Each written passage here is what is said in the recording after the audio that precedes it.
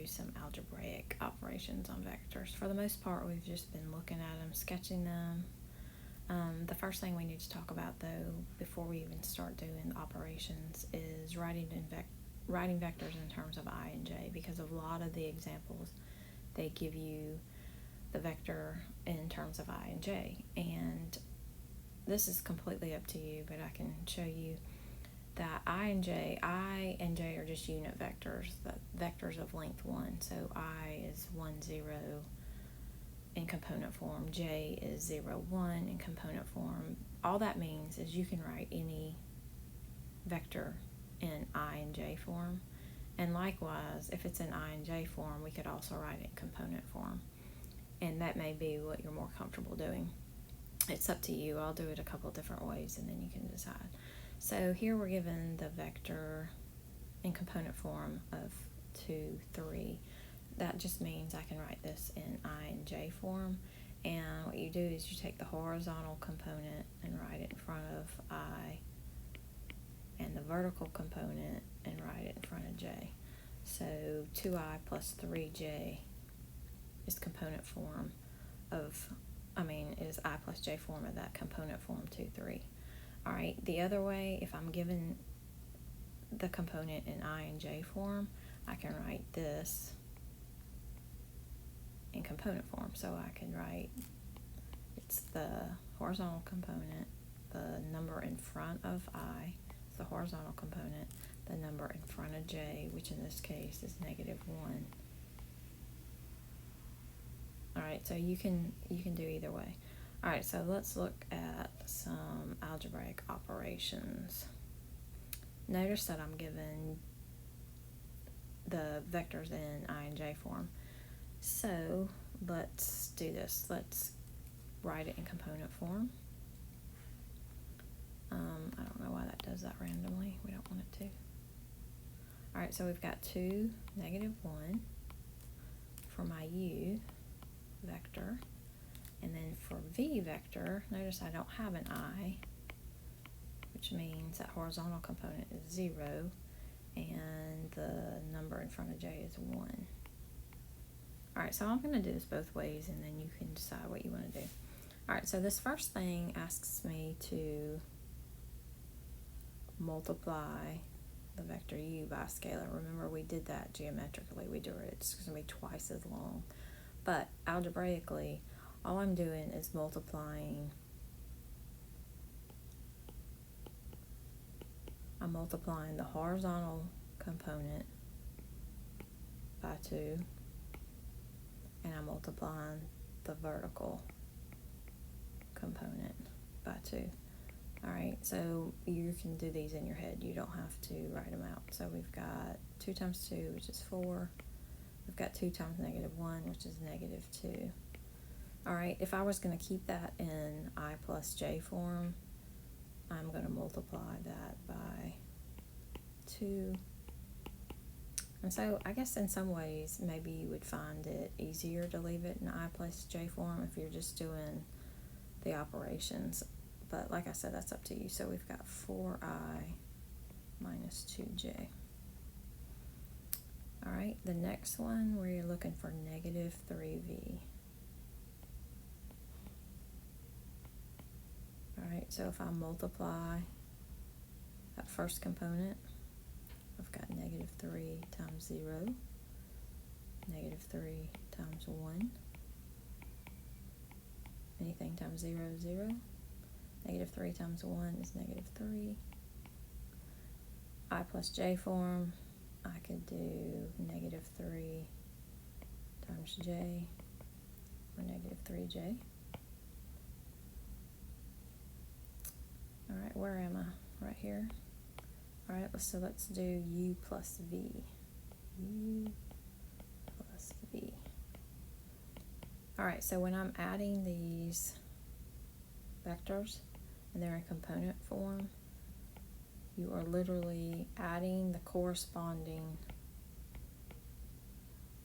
components. In other words,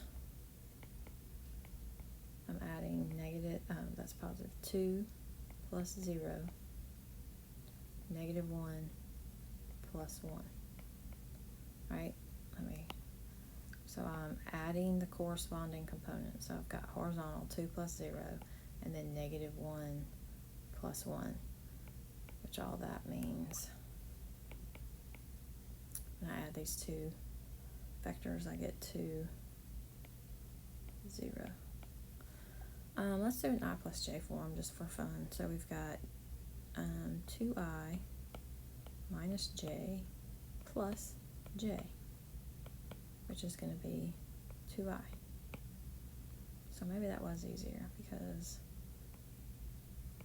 same thing. Alright, the last one we're doing is 3u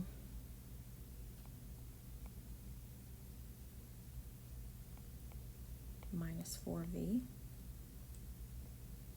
And this is another one where, just so I wouldn't make a careless mistake, I would do 3u plus negative 4v.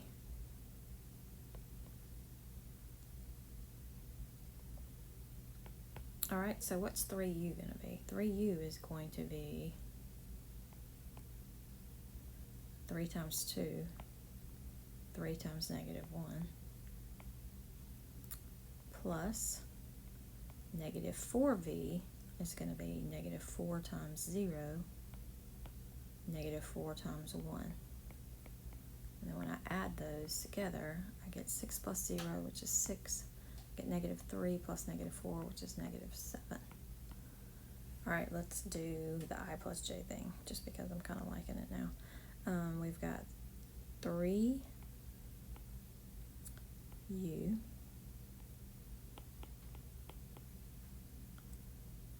plus negative 4, and that you could just do minus 4 times j.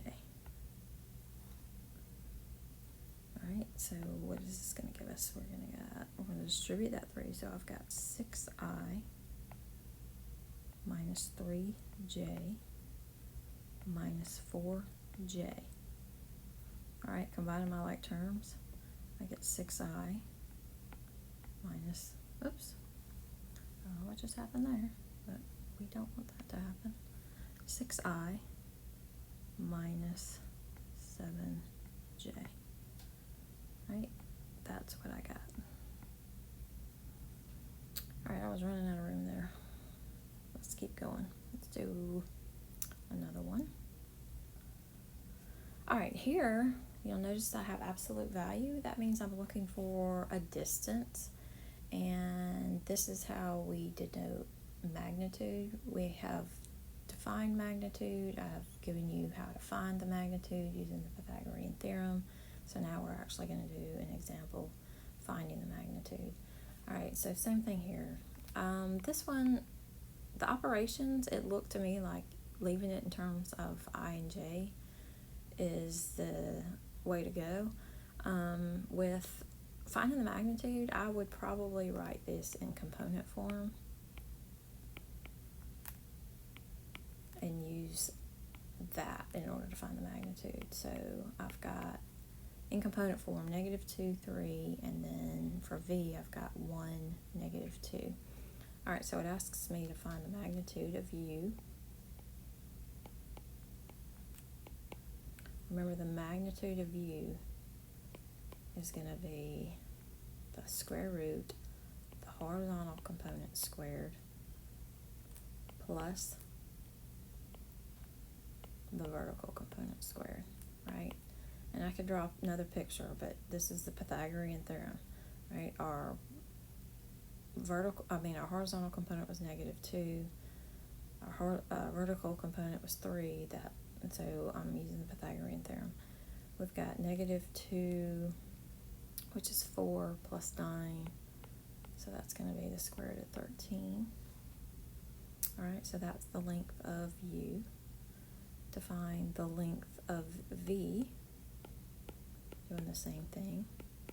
It's the square root of 1 squared plus negative 2 squared, which is going to be the square root of 1 plus 4, which is the square root of 5. Alright, the next one they asked me to find the length of 2u. Alright, so don't overthink this. This is going to be twice the length of u. I've already found what u is, so I know that twice that is just going to be 2 times the square root of 13. Alright, if I'm trying to find u plus v, the length of u plus v,